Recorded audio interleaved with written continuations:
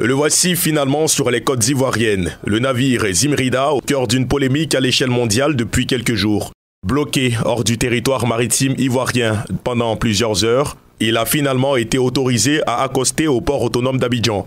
Le Zimrida doit décharger plus de 7000 tonnes de nitrate d'ammonium. L'opération va durer plus d'une semaine avant l'acheminement du produit vers son lieu de stockage définitif.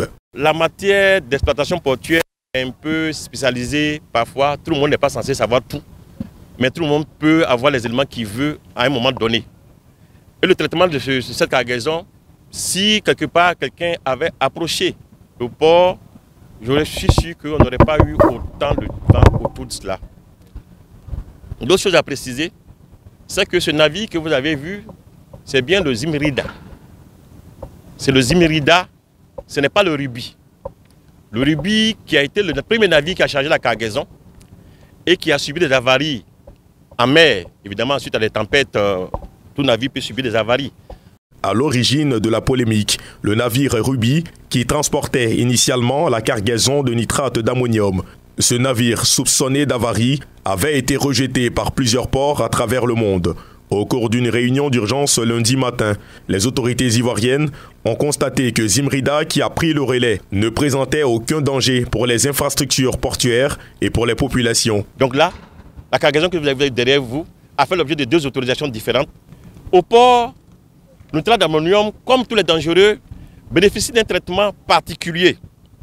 Ce navire qui est là, il va bénéficier d'une veille sécuritaire 24 heures sur 24 de son arrivée à son départ. Vous avez vu un camion pompier qui est là. Ce camion sera là au départ du navire. Ce n'est pas la première fois, c'est comme ça que ça se passe. Pour sortir ce matériau du port, nitrate d'ammonium du port, ça ne dort jamais dans le port. Quand ça doit sortir, vous avez un camion, plateau qui est déjà garé. On sort les sacs que vous avez vus, on met directement sur le camion. Lequel camion est escorté par la douane et le ministère de la Défense jusqu'au lieu de stockage.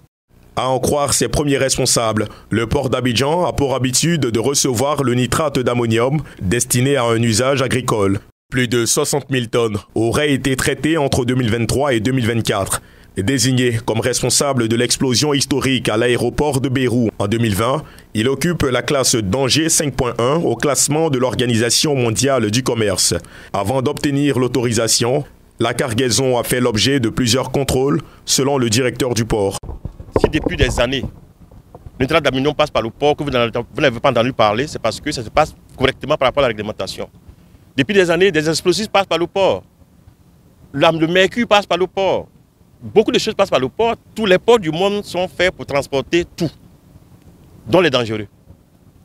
Et je voudrais donc, à ce niveau, rassurer les populations ivoiriennes et l'opinion internationale que les ports sont les lieux de passage de toutes sortes de marchandises, dont les marchandises dites dangereuses, classées de 1 à 9 par l'Organisation mondiale du commerce. Après la Côte d'Ivoire, le navire Zimrida se dirige vers l'Angola et la Tanzanie, où il devra décharger le reste du produit, estimé à 12 000 tonnes.